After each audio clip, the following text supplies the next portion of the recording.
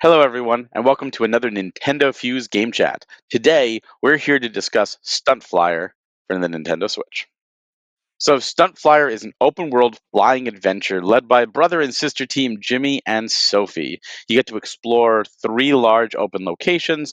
There's a bunch of different objectives to do in these locations. Think Pilot Wings Resort on the 3DS kind of deal. You can fly around, there's races, there's objectives, there's hidden items to find, there's things to customize your planes. There's a bunch of different planes you can get. There's co-op where you can play split screen and do missions. So this did come out from Ultimate Games, developed by Taurus Games, and disclosure: Ultimate Games did provide us review codes, so thank you very much. So let's go to you, Greg, first. What's your experience like with Stunt Flyer? I wasn't quite sure what I was gonna expect because I did get a preview, like the trailer when you initially got us the codes. So I was never really had. I have to preface this. I've never really played actually Pilot Wings before, even like at the N64 or even like the one on the 3DS. So like I don't have a lot of that experience to like draw into for like this.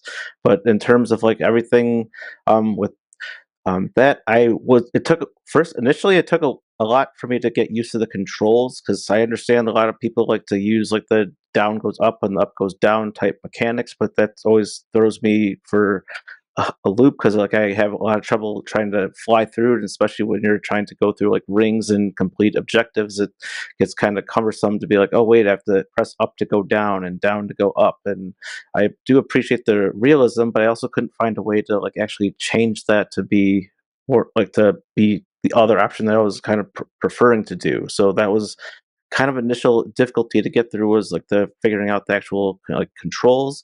Um, I did have a nice tutorial, so it does explain they could do like different boosts and like how you could do like the barrel roll type move to turn faster. I feel like a lot of that I didn't really even need didn't really use or even like really think to use it all the time. But I guess there was a few points in the just exploring the map where I did need to like turn a little bit tighter for a few of the missions. I was definitely appreciating the different types of missions you can go through. There's not just like, oh, just fly through like 6, 7 rings and then boom, you're done. Like there was different things where you had to like kind of like use the camera and actually like kind of slow and like slowly chase like a moving vehicle or like boat or whatever, and that was kind of cool to find there. Then there was another mission where you actually like water the crops and you had to use like the little blaster things that actually apparently shoot like water as opposed to like bullets or cannonballs or something else. So that was kind of a interesting take on like a shooting mechanic, but even that was I felt it was kind of clunky in itself. Like I was trying to shoot a number of the crops and then like the shots weren't going where I thought they were with like the little aimer thing. And it's like, oh, guess what? You ran out of ammo, and then you get to like go fly like near the water, and then I was like crashing into the water, so that was also very frustrating. Like how close you had to be to the actual water. So there was just like a number of different like kind of cumbersome kind of design choices that it felt to me that how to easily refill that, and you can't just like have like infinite ammo. Like that didn't really seem to see why that wouldn't be the case. But like the other modes, like with that was kind of interesting. With like I was saying with the camera mission, like it's pretty cool. You can take photos of some of the really cool views and whatnot. It was another mission like look down the waterfall.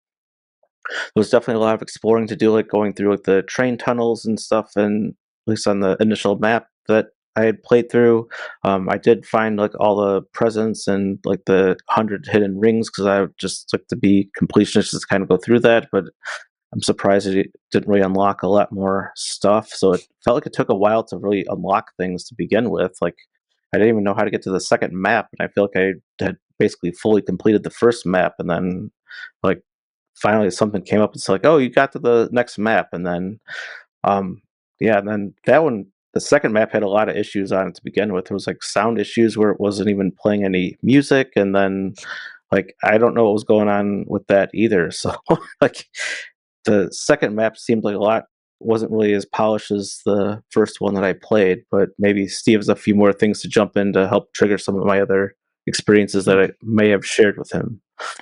You know, I've put hours into this game, many more hours than I expected to. And that's not necessarily a good thing. And at this moment, Greg, is the first time I realized that it is a second map. because I spent all those hours on the first map and thought that was the entire game. Because there's a couple things that I don't know what it takes to trigger this second map, because like I said, I just realized there was one, but I feel like I did everything I could, and some of those things were kind of fun. Like it's fun to like do some of the races and things like that is fun. It's fun to like find different things and but some of those, trying to find everything was near impossible at times. I'm like, where is this last present or something like that you're supposed to shoot? I remember correctly, like all these different things, like some of them are incredibly difficult to find. I thought it was done. I'm like, why does it still say there's one left? And then like the shooting stuff was incredibly clunky, as you were saying, Greg. Like I don't know why you don't have unlimited ammo, and why driving, flying close to the water refills it. Makes no sense. Um, and and then like trying to shoot in the right places, and sometimes they hone in on them, sometimes they don't. It just was weird. And there was a couple that I was supposed to like take a picture of, and it just wasn't working right. And yet I still found myself flying around the entire island over and over and over again to try to find things. And the next thing I know, I've been spending hours in this game. But it wasn't entirely fun. I was just trying to just complete what I wanted to complete. It was more of a completionist kind of task than rather enjoying this game. It looks like a Wii game, basically, with just some higher res graphics, and so there's not incredibly great to look at. Like I said, it's clunky graphics, clunky mechanics, and it's not horrible, but it could be so much better, I think. So I didn't want to shut it off after 10 minutes. But I kind of wanted to shut it off after 30 minutes, but for whatever reason, just because I was hooked in to collecting as much as I could and finding every little thing, which clearly I didn't, I spent several hours in the game. See, so I feel like I have PTSD from that watering the crops mission, because I must have died so many times. I got so that frustrated. watering was so annoying. Oh, the shooting in this game, just it's not accurate. And more often than not, the presents I opened by crashing into them versus shooting them. Oh yeah. I found an interesting glitch though with the presents. So I completed the presents, but I had no problem completing it. I didn't have any issue finding presents because I played for a bit and I got like 60 or the 100 presents or whatever. And then I turned the game off, did some other things, came back a couple days later and actually played it handheld. And when I did that, I was still at 60 of 100, but all the previous presents I opened were back. So I was able to open the like easy presents that I knew right where they were, and I got 100 that way. I was like, "Oh, okay. Is this a glitch or what?" But it worked. So that's a thing. Um, so the races were cool. I liked exploring the island. It definitely reminded me of Pilot Wings Resort with Woohoo Island from Wii Sports Resort. It definitely is inspired by Pilot Rings, but it's nowhere near as polished as what Nintendo put out. Um, it feels like it's close. Like the ambition is there. I also didn't get to the second island. I did everything I thought on the first island. The mission with the water, the things flying in the targets flying in the. Oh god, that was annoying as too.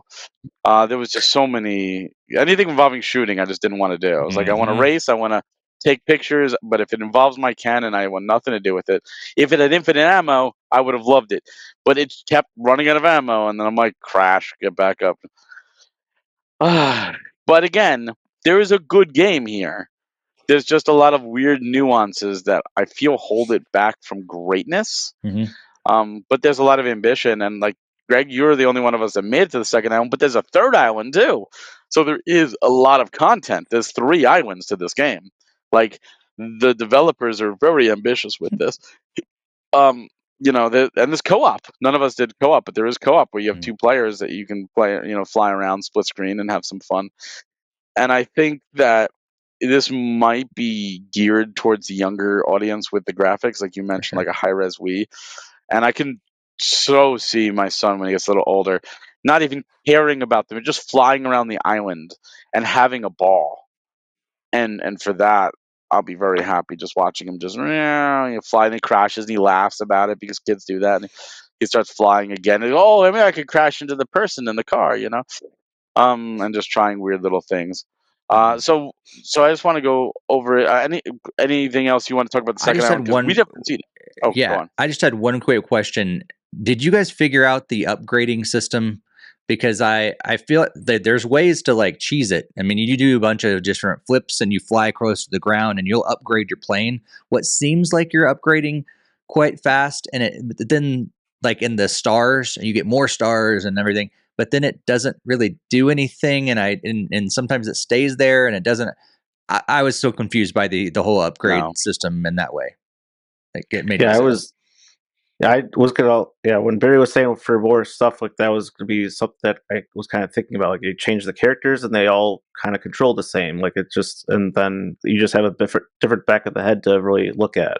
And then kind of say the same thing with the plane. I mean, you do. It looks like there's like whatever 12 some things to unlock, but it felt like it took like at least like 5 hours just to unlock like one character, and like that seemed kind of excessive. Like especially if you've already gotten whatever like all 100 rings and like whatever 25 of the 50 presents or whatever, and then like even like there was like no like easy map to look for the presents or the rings to be to say like, hey, it's try checking out this region or something. Like nothing, no hints or nothing like that. And it was especially with some of the rings were kind of annoying because they attached them like a boat. So then the boat is actually moving around all there. Then you have to like hunt down the actual boat. And then there was also like one on like with the train, and then there was another like plane or helicopter or something that was flying like through the sky miscellaneous. So it was like trying to hunt down these like moving rings that you wouldn't think that would be moving, but it made it like more unnecessarily difficult than it seemed at least. Yeah, But yeah, like the the only plane that or whatever aircraft that seemed to be different for me was the rocket. You just go super fast in it. But that's like the only difference that I saw. Like the helicopter, I thought was going to be a lot different. You can hover, but that's about it. But all the planes seemed about the same too. So, Greg, I want to know what was the second island like? I mean, I didn't really play a ton of it. I think it felt like it was kind of like a much changed up version of the first one. I don't remember if it was just like one that more just took place at night, but I think there was also like some other areas like an actual like volcano and stuff you can like go through. But I was like experiencing issues like with like there's was like zero sound coming through. There was like at least like a background track that was for the first map, and then like playing the second one was just like you just heard like the humming of the plane and like the sound effects and stuff. So I don't know if it was like something was like a glitch or it was like incorrect when you load into the second map, or if it was just intended to have like a different atmosphere where like it didn't really have an actual track. It just seemed like kind of different in that regard. But basically, it was just like a different, slightly like visual like island and some different places to explore, and basically the same kind of setup as the first one. There's another 100 rings to find, another 50 presents to locate, and then like some different sites to see and different like missions to encounter. But I didn't really last a whole long time just because I was trying to see if it was what the heck was going on with like there was just awfully quiet and not just hearing like the plane hum and not like actually hearing anything playing. And I was like changing characters and planes just to try to get the experience to see if that actually made a difference with to try to make it seem like it would play like how I was expecting it to. Stunt Flyer is on the eShop right now. It did come out February 14th of 2025, so Valentine's Day gift. It is $14.99 and is currently not on sale. Would you say it's worth the $14.99? Wait for a discount or pass entirely? What do you think, Steve? I would say for the average gamer that is watching this, this is a pass. I don't think it's really worth it. I think there's other games that you could spend $15 on that would be fun. However, if you have like a younger kid in your household that would enjoy flying kind of thing, this is made. It seems like for that. However, some things are really difficult, so your kid might get frustrated if their shots are not going in the right place or whatever. But there's enough there for them to just fly around and explore and have a lot of fun. But so there's some caveats, I guess, with recommending it for a child, like a younger child. But But yeah, overall, I think I'm going to say pass on this one. There's better flying games out there. There's better ways to spend your $15. So with that small caveat of like, if you have a younger kid, they may enjoy it. I'm kind of in the same position, but I also think with an extra caveat, if they were to do some sort of game update to either like improve the aiming or allow you to change the steering controls around, I think it might be salvageable because then it might make it a lot less frustrating and make the game a lot more enjoyable to be played. So I think like with that kind of caveat, it could be potentially worth the asking price or even at a sale price. But I think like in its current like condition and also at its current price, like I would think it would be a potential pass unless you just want to just have a game to fly around and you do like those kind of simulator like flight simulator type games. But yeah, that was the only extra caveat that I was willing to throw in there. So I'm gonna agree, but with my own caveats. So I think at $14.99 I would pass. I think at a good discount, a couple bucks. I think if you enjoy the Pilot Wing games and there's none on the Switch, and you're looking to try something, I think for a couple bucks you could find some entertainment here. Like Greg said, if there's some updates that fix the aiming, if allows you to the controls I got used to, but allows you to swap. I'm a 100% fan of customization. So absolutely, I think that's an easy fix. I think it's more worth it then. And if you have kids, younger kids, even if you have multiple because of the co-op, you could have two kids co-op playing, flying around, especially at a discount. I think it's well worth it. There's going to be some entertainment there, even if it's like Steve said, they'll probably get frustrated doing the missions if the shooting accuracy is not fixed. But they could also find their own entertainment crashing into things and doing races and just having fun, like just whatever you want to do. So I think there's a lot of entertainment there, depending on the demographic you have. But I do want to take this moment to thank Ultimate Games for providing us all with review codes. Again, this is $14.99 right now, but it could always go on sale, and it probably will, like most things on the eShop. But it is available now.